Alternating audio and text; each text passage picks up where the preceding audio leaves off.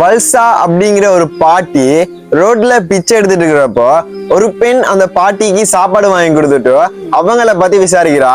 இந்த பாட்டியோட பெயரையும் அவங்களுடைய கதையையும் கேட்டு வியந்து போன அந்த பெண் அந்த பாட்டிய போட்டோ பிடிச்சு சோசியல் மீடியாவில போட்டுட்டு பல பேர்கிட்ட கால் பண்ணி வர சொல்றா. அந்த பெண் அவங்க கால் பண்ண அடுத்த நிமிஷமே பல பேர் கார்ல வந்து இவங்களை கூட்டிட்டு போய் குளிப்பாட்டி விட்டுட்டு புது ட்ரெஸ் போட்டு அவங்களுக்கு சாப்பாடும் கொடுத்து அவங்க தங்குறதுக்கு ஒரு நல்ல இடமும் கொடுத்து அவங்கள தன்னோட பெத்த தாய் மாதிரி கவனிச்சுக்கிறாங்க. ரோட்ல பிச்சை எடுத்துக்கிட்டு இருந்த அந்த பாட்டிக்கு இவ்வளவு ரெஸ்பெக்ட் பண்ணி அவங்கள கவனிச்சுக்கிட்டாங்க தெரியுமா?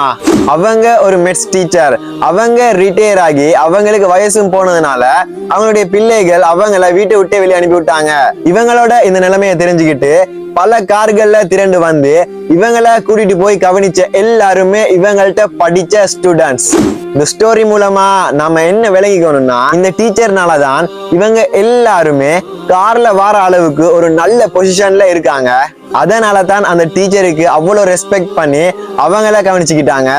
சோ நம்மளும் நம்ம டீச்சர்ஸ் சொல்றத கேட்காம அவங்களோட முரண்பட்டுக்கிட்டு இருக்காம அவங்க சொல்றத கரெக்டா ஃபாலோ பண்ணோம்னா நாம நினைச்சு கூட பார்க்க முடியாத அளவுக்கு உயரத்தை தொடுவோங்கிறத ஞாபகம் வச்சுக்கோங்க. ஜெயிப்பீங்க. கீப் ஷைனிங் படி. Good luck.